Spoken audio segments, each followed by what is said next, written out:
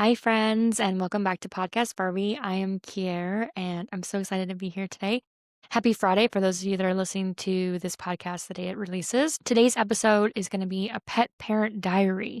So I'm going to go into more depth, all things animal related. So for those of you who have listened to my first podcast, you already know that I run an animal sanctuary out of my home. I have 10 animals. I have 5 ducks, 3 cats, a dog, and a hamster, and it is quite the full house. Obviously, the ducks live outside, though I do have one female duck. So when I originally got these ducks, I got them when they were first hatched, like a day old, and there were 4 of them. And when I went to pick them up, the woman who had them told me, "Hey, I actually have a 5th one. Would you like to take it?" We didn't know if it was a boy or girl yet. And I said, "Oh, yeah, that'd be great." She goes, "Yeah, I thought it was a non-viable egg, but I actually checked it with a flashlight and found out that it was viable.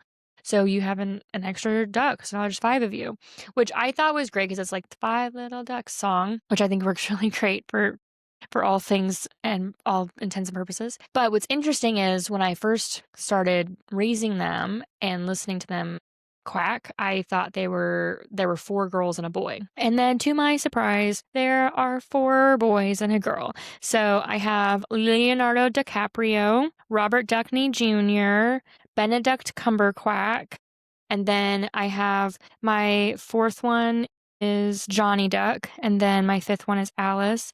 And the reason I named her Alice is because Alice in Wonderland is my favorite movie. But in Alice in Wonderland, Alice is surrounded by all these boys. So she's got the Mad Hatter, the March Hare, the White Rabbit, the Cheshire Cat, the White Knight, all of the guards, and Tweedledee and Tweedledum, all boys. The only girls that they have in there are the Dormouse. I guess some of the flowers maybe have a gender, I'm not sure. And then the Red Queen and the White Queen. And so I was like, you know what? She is a girl down this random hole with all these boys. So why not call her Alice? I haven't given her a Hollywood name, but I think Alice suits her. She is my loudest one. So fun fact about ducks is the female ducks are the loud ones. That's how you can sex them. Is the male ducks are more raspy and quiet, and girl ducks are louder. So she's my little. It sounds like she's quacking away out there, and I have a routine with them. So Clay actually helped me build a Barbie duck house, and some of my friends helped me finish it. And what is cool about it is it closes them off, so they can stay in their safe space. So what I've actually ended up doing is I have a larger swimming pool for them in there, and then they have a covered area for them to sleep if they want. But they end up kind of just resting their head in it. They don't actually really go inside of it. Alice sometimes does. And then they have their feet on the side. And then I'd say like 2 to 3, 4 days, I change out their water fully. So I completely wash it out with water and dump the mud. And it gets dirty super fast. I put pebbles around the outside of the pool, but for some reason it still gets dirty. So I need to I guess work on a different way. I think maybe I need to build a ramp or something. And then I have like bricks and wood that stacks up for them to walk inside and outside of the pond. And so when I'm changing the water, I have the hose that comes through their door. And so then they get to run out and they can hang out in the yard until I'm finished with that. And then I fill it up and then I can coil the hose back up. And then they all are smart enough to know at nighttime they go back in to the duck house and then I close it up. And the reason it's Barbie duck house is because I thought they were girls. But it's okay. It's basically Ken's.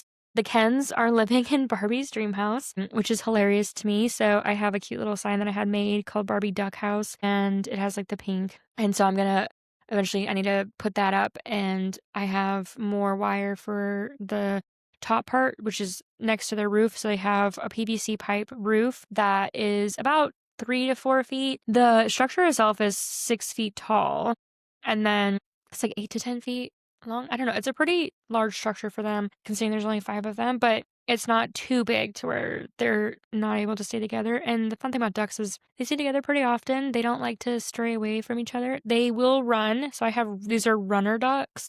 So they're one of the larger duck breeds. And I sort of had done my research on runner ducks. I'd done a lot of research on ducks in general, and I've been around ducks growing up. However, we never owned ducks. So this was a very new experience for me. So I had looked into runner ducks and I was like, okay, they seem pretty friendly. You should raise them when they're babies. Make sure that they have lots of attention. So right off the bat, we touched them, handled them. I had this plastic tub that I would bring and we would sing to them in the living room. And I brought them in my bed in this tote. And they're a lot easier to handle when they're so little because there's less mess. So now that they're older, they've gotten a little bit more tricky and they're ornery and they're teenagers right now. They're 3.5 months old and they are true to their name. They will run away from me. I get very annoyed, but I let it happen. A couple of the boys, so Benedict Cumbercrack, he's one of my bigger but more calmer ducks of the five. And he will let me pick him up and hold him. All of them will let me pick them up. It's just a matter of catching them, which is kind of annoying sometimes. So what I've been end up doing now is if I need to catch them, I will try to like corner them off and then I can grab them. And usually I'll go in the duck house and close that off because trying to catch them when they're out in the yard is not the easiest task in the world. And so the interesting about them is because of them being a runner duck, they're really fast and I like watching them and they're so interesting. And so I think the next breed that I'm going to look at is Pekin ducks. So it's Pekin. Some people call them pekin, but I'm pretty sure it's pekin. And those ducks are really interesting. They are not quite as like loud as call ducks. Call ducks are the small white kind of like they call them fat, but they're not fat. They're like more rounded ducks. And then pekin ducks are slightly larger, but they're also super easy to tame. And then Muscovy ducks are also apparently really easy to tame. However, I don't have it on my bucket, or I guess not bucket, my task list anytime soon to go get more ducks. But as I expand the sanctuary, then I probably will definitely add more ducks. And then as far as the cats, so I have Luke and Leia. I adopted them, almost 2 years ago. Yeah, because I've been living in this house for almost 2 years, and I adopted them in December that I moved in. And they were in before my furniture was in. And they are brother and sister. And Luke kind of looks like a tomcat in a way. He's more gray, whereas Leia is a little bit more brown. She has more of a triangle face. And the fun fact about cats is female cats can have more than one father in their offspring. So a litter of cats could have multiple fathers. It's not all the same father in one litter, which is pretty interesting. And so I think potentially they had different dads, but they might not have. They're just maybe because she's a female, she's smaller. Luke loves to snuggle on his terms. He will sit next to me. He likes to lay at my feet on the bed or by my knees. And then Leia loves to snuggle on the couch, which is very bizarre. But she will come and sit on your lap and cry and meow and cuddle and lay on your lap for a pretty long time on the couch. However, she wants nothing to do with me in my bedroom.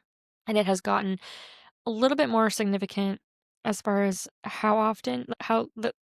it's gotten more reduced time for her hanging out with me because her and Luna, so Luna's the third one, she is new. I adopted her in February or March. She's my spicy senorita. And her name is Luna. She's white, like the moon, and she is very interesting. She does not like Leia. She did not like Luke at first either, but they've grown to, I guess, appreciate each other in a way. However, she does not like Leia, so she scares her off and chases her and screams at her. And so unfortunately, poor Leia wants to stay outside more. Speaking of Luna, here she is. Luke and Luna and then Aurelion in this room right now. But as you can see, she gives no Fs. She goes where she wants to go. She's pretty silly. And then Luke, who's right here, come here, Lukey. He's more my wanderer. So Luke and Leia are indoor-outdoor cats, and Luna is strictly indoor cat, which, of course, with her luscious white fur, I can expect her to not be an indoor cat. For those of you who are just listening to this, Luna is up on my desk, sussing out the environment, seeing if there's any snacks, playing with my keyboard. But the interesting thing about her and Luke is that they can now interact. Like they can eat food in the same bowl together.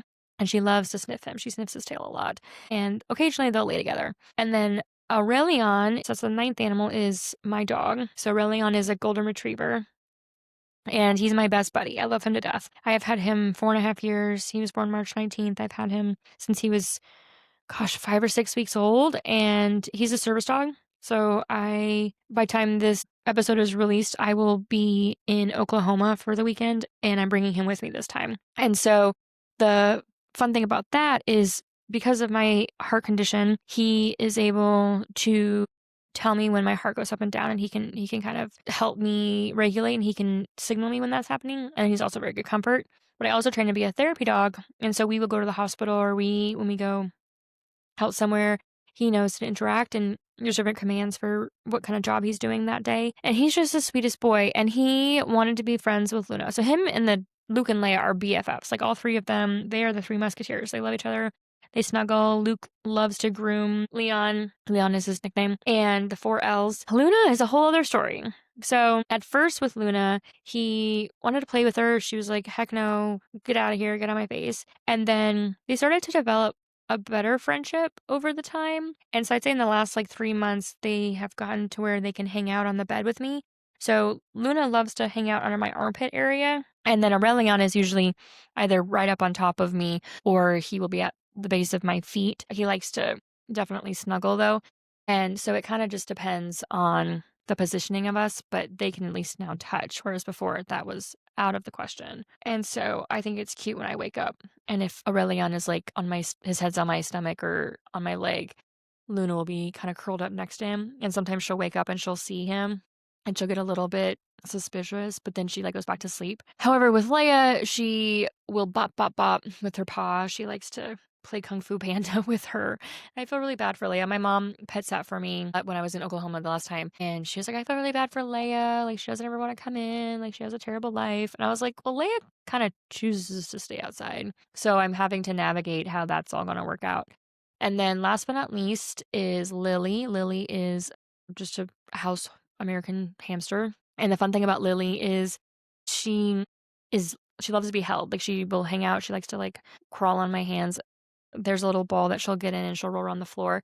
If you guys saw my video of me setting up the desk, you probably saw her rolling around. And she was not necessarily like a choice. Like, I didn't like go find her. My friend posted on his Instagram story. I was like, hey, unfortunately, I'm traveling a lot more. I don't have as much time as she deserves. Can anyone take Lily? And I was like, "Oh, yeah, I can totally add her to the crew." So she lives in the studio and she has her own little space. I have her on top of my mini fridge so she can look out and see everything. And she has her spinning wheel and her snacks and she has a log that she can hide in. And she's really sweet and I think she's a good addition. And what's fun is her name was already Lilith. And so she's just added to the 5 L's and then I've just shortened it to Lily. And they all seem to really enjoy her. I've had her out a couple times in her ball, and the cats seemed interested in her, but they didn't try to attack her or anything. They just kind of went along with it and were like, oh, I guess this is here. Mom brought another animal home. They've all gotten pretty used to me bringing animals home at this point, and I try to navigate, like with the cat. Obviously, I didn't like just like, here's a new cat. I did the under the door and a lot of smelling. And the first, I'd say 3 months of Luna's life, she lived upstairs primarily, and she refused to come down. And then she's the queen of the house and she's a diva. And for those of you who are just listening, she's on my lap right now and she knows she is the queen. And she's spicy and she makes me laugh. She's so sweet though. She loves to snuggle. She's by far my snuggliest cat. And it's really sweet. And I really appreciate that about her because I grew up with more snuggly cats and I like cats to be snuggly. And then Leon over here is getting Snoopy in my bag. Get over there. I have a bag covering the vent. And it's very interesting seeing the dynamic of all the animals. So Aurelion loves the ducks. He will whine to go in there with them. He doesn't try to hurt them. I'm very cautious. I don't like him being out there alone. And typically when they're hanging out in the yard, he knows to go do his business on the side and then he'll come back in or we go in the front yard. And then the cats have had, I don't know, very little interest in the ducks. Obviously with them being outdoor cats, kind of hang out. Luna, what's funny is at the time of this recording, I was actually changing out the water of the ducks pond and she went out. Somehow she got through the garage and went outside. I was like, what are you doing out here? And then she saw the ducks and she kind of looked at them kind of funny and like tilted her head a bunch. And I was like, yeah, those are the ducks. And she's very curious, but I think she knows that one, they're bigger than her and they were squawking at them. They were quacking at her. And so she kind of backed off and she's like, I'm ready to go inside. So I picked her up and put her back inside. And then growing up, I grew up with dogs and cats. We had a German Shepherd. Obviously, have had animals my entire life.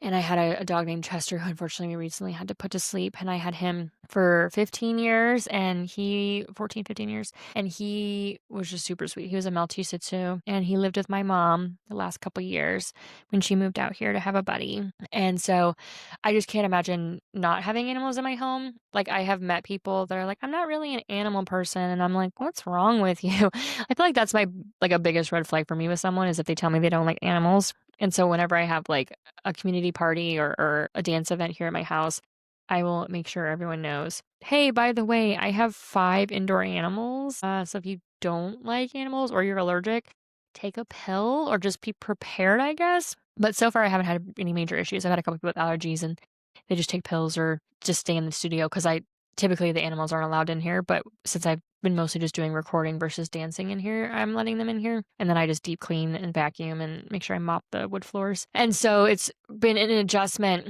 I think, for Aurelion not having another doggy around because he had a lot of play dates with Chester, or we'd go over to my mom's house and she has two of my other cats, Bunny with an eye and Mr. Mistopheles. And she took those two cats when I had moved into an apartment for a little bit before I got a house. And so now that I'm renting this house, I'm adding back all the animals, but Bunny and Mr. are now her cats, and we call her G, but she's basically their mom at this point. I'm kind of like the step mom, aunt person, sister. And so it's been nice that they've really adjusted to being at her house, and they really love her and her husband, George. And then my goals with the animal sanctuary is eventually I want to move to acreage and have large animals. So I have a background in equine therapy, so utilizing horses and their magic with the children and people with PTSD and any kind of trauma, honestly. Horses are magic for that. Very therapeutic. I've done a lot of healing myself with horses. I've been around horses since I was little and been riding forever. And I used to train, and I used to actually teach riding lessons. And so I definitely want to have horses again. And majority of them will probably just be like, they call them pasture ornaments, and they'll just be living their life happy and free until they retire and die of old age. But a couple of them I'd love to have for therapy purposes for kids and summer camps and stuff until the horse tells me they're done. And I was a volunteer at Halter, which is out in Spartanburg, South Carolina, and they do equine therapy, and they work with a lot of kids with autism, and they're a really amazing program. And I had done the PATH program to get certified as a equine assisted riding instructor, and that was a really cool program. It was in Virginia, and the certification course was really fun because it was a couple days long, and I got to deep dive into all of that world. And so I want to have horses. I want to have some cows. I can live their life out. Obviously, being vegan, we'll have a lot of different variety of animals. Probably get some more chickens. It'll kind of just depend on the space, and then building different infrastructures and barns and things like that.